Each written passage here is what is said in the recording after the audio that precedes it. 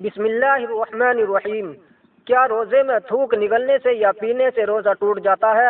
روزے میں بار بار تھوک آتا ہے اور کبھی کبھی حلق سے نیچے اتر جاتا ہے تو ہمارا روزہ ٹوٹ جائے گا یا باقی رہے گا یا مکروہ ہو جائے گا؟ اگر انسان روزے سے ہے اور اس کے بعد اس کو بار بار تھوک آ رہا ہے، اور یہ اکثر و بیشتر لوگوں کے ساتھ ہوتا ہے کہ ان کو بار بار تھوک آتا ہے، اور کچھ لوگ تو بار بار نماز کے بعد فوراً جاتے ہیں بھیڑ لگانے وضو خانے میں اور وہاں پچ پچ کر کے تھوکتے رہتے ہیں۔ دکانوں میں بیٹھے ہوئے لوگ بنا لیں گے کوئی چیز، شیشی وغیرہ کوئی بھی چیز، تھوک دان، اور اس میں بس تھوکتے رہیں گے۔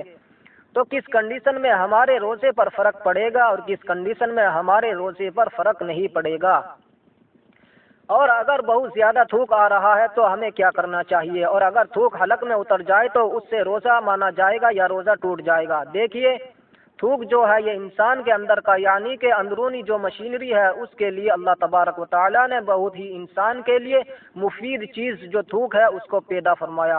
تو تھوک جو ہے یہ انسان کے اندر جاتا ہے، ٹھیک، اور لیکن اسی طرح سے منہ کے اندر سے آتی ہے، لیکن اگر آپ جان بوجھ کر کے کر دیں گے منہ بھر کے تو روزہ ٹوٹ جائے گا، اور اگر آپ جان بوجھ کر تھوک رہے ہیں تو اس سے روزہ نہیں ٹوٹے گا۔ اس لیے نہیں ٹوٹے گا کیونکہ یہ جو تھوک ہے یہ بار بار آنے والی چیز ہے اور یہ تھوکنے والی چیز ہے۔ تو اگر آپ بہت زیادہ دھیان دے رہے ہیں تو آپ کو دھیان بالکل نہیں دینا چاہیے کہ آپ بس اس میں لگے ہوئے ہیں کہ اب بس تھوک آ رہا ہے اور یہاں پہ آ گیا، وہاں پہ آ گیا، اب یہاں پہ اب نکلنے والا ہے تو یہ والی ٹینشن چھوڑ دو۔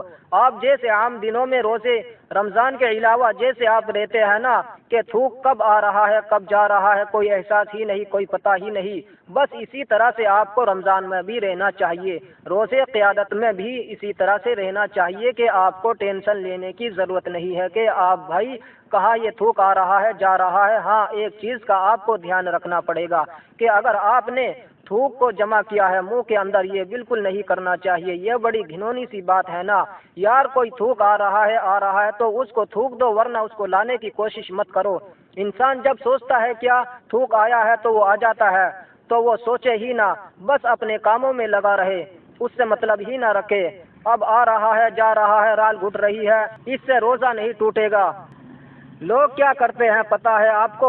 اس سے ان کو پیاس بھی بہت جلدی لگنے لگتی ہے کہ وہ جو تھوک اپنے آپ اندر باہر ہو رہا ہے کہ حلق میں آ رہا ہے، اس طرح سے اندر جا رہا ہے، یعنی کہ وہ جو رال گھٹتی ہے اور اس سے جو تھوک اندر جاتا ہے، وہ اس میں بہت زیادہ غور و فکر کرنے کے بعد سوچتے رہتے ہیں، پھر وہ رال بھی ان کی نہیں گھٹ پاتی ہے، تو وہ جب اندر جائے گا نہیں تو پھر رال گھٹے گی نہیں، ان کو بہت جلدی سے پیاس بھی لگنے لگے گی۔ تو میرے بھائی کوئی پرابلم نہیں ہے، اگر روزے میں آپ کو تھوک آ رہا ہے اور ایسے ہی حلق کے اندر اتر جائے آپ کے رال گھٹنے کی وجہ سے تو پھر روزے پر کوئی فرق نہیں پڑے گا۔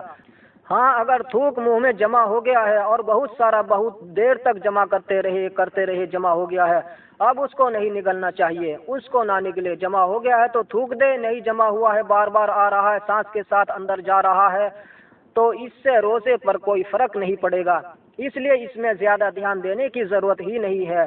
جیسے عام دنوں میں رہتے ہیں ویسے ہی رہے، آپ غور ہی نہ کرے کہ بھائی یہ تھوک آ رہا ہے تو اندر چلا جائے گا تو ہمارا روزہ ٹوٹ جائے گا، کیونکہ اس کا روزہ نہیں ٹوٹتا ہے۔ مزید معلومات ملتی رہے تو چینل کو سبسکرائب کیجیے، ویڈیو کو لائک کریں، شیئر کر کے دین کے کام میں حصہ لیجیے۔ اللہ حافظ۔